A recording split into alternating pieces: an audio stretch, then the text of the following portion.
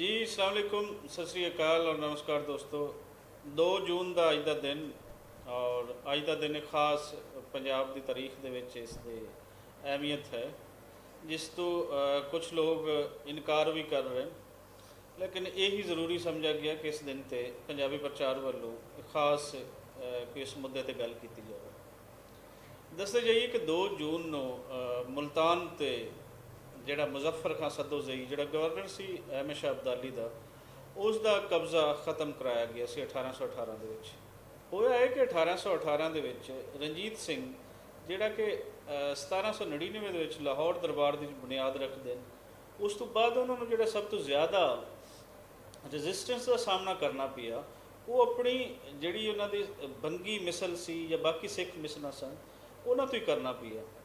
ਬੰਗੀ ਮਿਸਲ ਦਾ ਇਹ ਸੀ ਕਿ ਉਹਨਾਂ ਨੇ ਚੁੱਲ੍ਹਾ ਟੈਕਸ ਤੱਕ ਲਾਇਆ ਹੋਇਆ ਸੀ ਔਰ ਕਈ ਦਰਜਨਾਂ ਤਰ੍ਹਾਂ ਦੇ ਉੱਥੇ ਟੈਕਸ ਸੀ ਜਿਹੜੇ ਉਸ ਵੇਲੇ ਲਾਹੌਰ ਦੇ ਲੋਕਾਂ 'ਤੇ ਲੱਗੇ ਹੋਏ ਸਨ। ਲਾਹੌਰ ਦੇ ਲੋਕ ਰਣਜੀਤ ਸਿੰਘ ਚੌਂਕ ਗੁਜਰਾਂਵਾਲਾ ਦੇ ਰਹਿਣ ਵਾਲੇ ਸਨ। ਰਣਜੀਤ ਸਿੰਘ ਨੂੰ ਖੱਤ ਲਿਖਿਆ ਗਿਆ ਸੀ ਕਿ ਸਾਨੂੰ ਇਹਨਾਂ ਜਿਤਨੇ ਜ਼ਾਲਮ ਲੋਕ ਹਨ ਇਹਨਾਂ ਤੋਂ ਪਨਾਹ ਦਿਵਾਈ ਜਾਵੇ। ਤਾਂ ਯਾਦ ਰਵੇ ਕਿ ਉਸ ਵੇਲੇ ਦਾ ਦੌਰ ਅੱਜ ਦੇ ਦੌਰ ਦੀ ਤਰ੍ਹਾਂ ਕੋਈ ਡੈਮੋਕ੍ਰੇਟਿਕ ਇਹ ਦੌਰ ਨਹੀਂ ਹੈ। ਇਹ ਤਕਰੀਬਨ ਕੋਈ 250 ਸਾਲ ਸਾਨੂੰ ਪਿੱਛੇ ਜਾਣਾ ਪਏਗਾ, 250 ਸਾਲ ਪਿੱਛੇ ਜਾਣਾ ਪਏਗਾ। ਉਸ ਵੇਲੇ ਦੀ ਜਿਹੜੀ ਮਾਰਾ ਮਾਰੀ ਹੈ ਸਾਨੂੰ ਉਹ ਵੀ ਸਾਹਮਣੇ ਰੱਖਣੀ ਪਏਗੀ। ਉਸ ਵੇਲੇ ਰਣਜੀਤ ਸਿੰਘ ਲਾਹੌਰ ਦਰਬਾਰ ਦਾ ਕਬਜ਼ਾ ਸੰਭਾਲਦੇ ਨੇ ਔਰ ਅਗਲੇ ਕਈ ਸਾਲਾਂ ਦੇ ਵਿੱਚ ਸਾਰਿਆਂ ਨੂੰ ਜਿਤਨੀਆਂ ਵੀ ਬੰਗੀ ਮਿਸਲਾਂ ਹਨ ਜਾਂ ਹੋਰ ਇੱਥੋਂ ਦੇ ਇੰਤਸ਼ਾਰ ਪਸੰਦ ਹਨ ਉਹਨਾਂ ਤੋਂ ਇਸ ਖਿੱਤੇ ਨੂੰ ਇੱਕ ਤਰ੍ਹਾਂ ਦਾ ਅਮਨ ਦਿਲਵਾਉਂਦੇ ਨੇ ਔਰ ਇਹ ਜਿਹੜੀ ਬੁਨਿਆਦਾਂ ਹਨ ਇਹੀ ਫਿਰ ਆਸੇ ਪਾਸੇ ਦੇ ਜਿਤਨੇ ਲੋਕ ਹਨ ਜਾਂ ਜਿਤਨੇ ਏਰੀਆਜ਼ ਹਨ ਉਹਨਾਂ ਤੱਕ ਵਸਤ ਦੇ ਕੇ ਅੱਗੇ ਲੈ ਕੇ ਜਾਂਦੇ ਨੇ।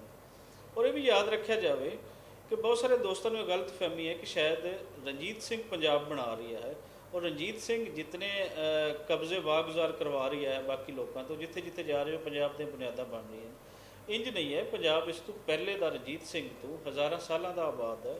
ਸਾਡੇ ਸਾਹਮਣੇ ਹੜੱਪਾ ਦੀ ਜਿਹੜੀ ਸਿਵਲਾਈਜੇਸ਼ਨ ਹੈ ਉਹ ਪਈ ਹੈ, ਸਾਡੇ ਸਾਹਮਣੇ ਟੈਕਸਲਾ ਪਈ ਹੈ, ਸਾਡੇ ਸਾਹਮਣੇ ਹੋਰ ਦਰਜਨਾਂ ਮਿਸਾਲਾਂ ਸਾਡੇ ਸਾਹਮਣੇ ਪਈਆਂ।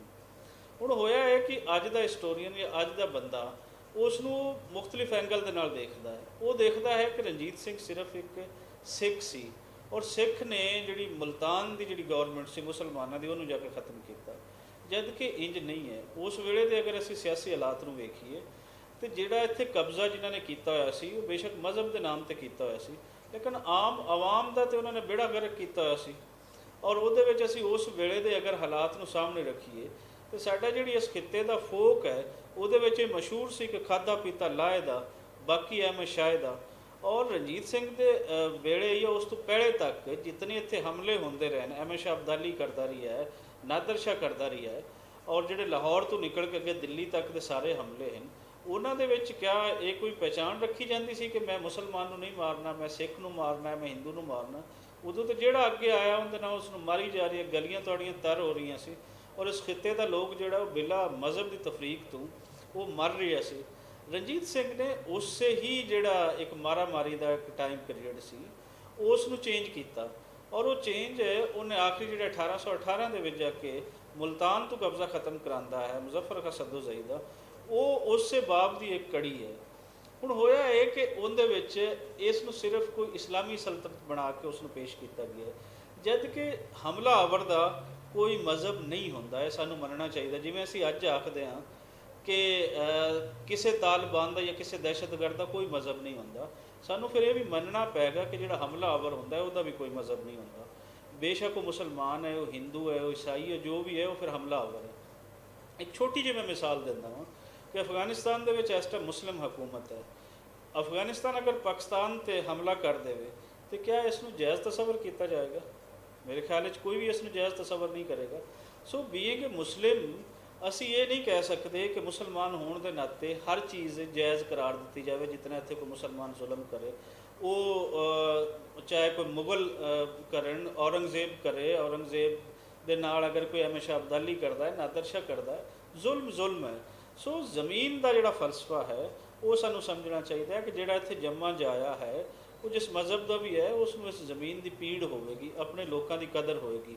ਉਹ ਅਗਰ ਉਹਨਾਂ ਦੀ ਇਨਸਾਨੀ ਆਜ਼ਾਦੀ ਵਾਸਤੇ ਕੁਝ ਕਰਦਾ ਹੈ ਤਾਂ ਸਾਨੂੰ ਉਸ ਨੂੰ ਇੱਜ਼ਤ ਦੇਣੀ ਚਾਹੀਦੀ ਹੈ, ਉਸ ਨੂੰ ਸੈਲੂਟ ਕਰਨਾ ਚਾਹੀਦਾ। ਸੋ ਰਣਜੀਤ ਸਿੰਘ ਨੂੰ ਪੰਜਾਬ ਵਾਸੀ ਔਰ ਇਸ ਖਿੱਤੇ ਦੇ ਜਿਤਨੇ ਲੋਕ ਹਨ ਆਸੇ ਪਾਸੇ ਦੇ, ਉਹ ਹਮੇਸ਼ਾ ਸੈਲੂਟ ਕਰਨਗੇ ਕਿ ਉਹਨੇ ਖਿੱਤਾ ਪੁਰਅਮਨ ਬਣਾਇਆ।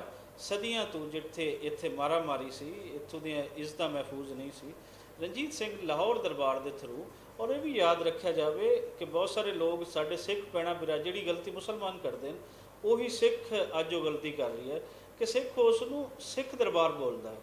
ਉਹ ਸਿੱਖ ਦਰਬਾਰ ਕਦੇ ਨਹੀਂ ਸੀ, ਉਹਨੂੰ ਤੁਸੀਂ ਪੰਜਾਬ ਦਰਬਾਰ ਕਹੋ ਜਾਂ ਲਾਹੌਰ ਦਰਬਾਰ ਹੈ। ਉਸ ਦੇ ਵਿੱਚ ਅਗਰ ਇਹ ਸਿੱਖ ਦਰਬਾਰ ਹੁੰਦਾ ਤਾਂ ਫਿਰ ਤਾਂ ਸਿੱਖਾਸ਼ਾਹੀ ਇੱਥੇ ਹੁੰਦੀ। ਰਣਜੀਤ ਸਿੰਘ ਸਾਰਾ ਕੰਟਰੋਲ ਫਕੀਰ ਖਾਨਦਾਨ ਨੂੰ ਕਿਉਂ ਦੇ ਰਹੀ ਹੈ?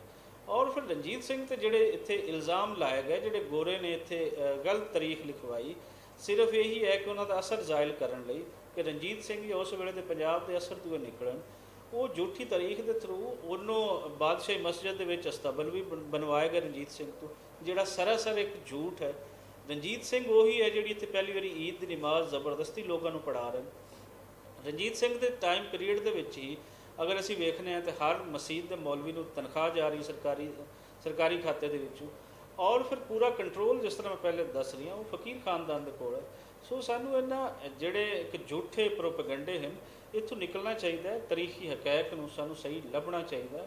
ਔਰ ਇਹ ਜਿਹੜਾ ਆਪਸੀ ਸਾਡੇ ਪੰਜਾਬ ਦੇ ਸ਼ਹਿਰਾਂ ਦਾ ਇੱਕ ਦੂਸਰੇ ਦੀ ਮੁਖਾਲਫਤ ਦਾ ਜਿਹੜਾ ਬਿਆਨੀਆ ਸੈੱਟ ਕੀਤਾ ਗਿਆ ਹੈ, ਕੋਈ ਸ਼ਖਸ ਲਾਹੌਰ ਬੈਠ ਕੇ ਉਹ ਮੁਲਤਾਨ ਦੇ ਬਾਰੇ ਪ੍ਰੋਪੇਗੰਡਾ ਕਰ ਰਿਹਾ ਹੋਵੇਗਾ, ਮੁਲਤਾਨ ਵਾਲਾ ਲਾਹੌਰ ਦੇ ਬਾਰੇ ਕਰ ਰਿਹਾ ਹੋਵੇਗਾ, ਕੋਈ ਜੰਗ ਬੈਠ ਕੇ ਲਾਹੌਰ ਦੇ ਖਿਲਾਫ ਕਰ ਰਿਹਾ ਹੋਵੇਗਾ, ਕੋਈ ਰਹੀਮ ਯਾਰ ਖਾਨਾ ਬੈਠ ਕੇ ਬਹਾਵਲਪੁਰ ਦੇ ਖਿਲਾਫ ਕਰ ਰਿਹਾ।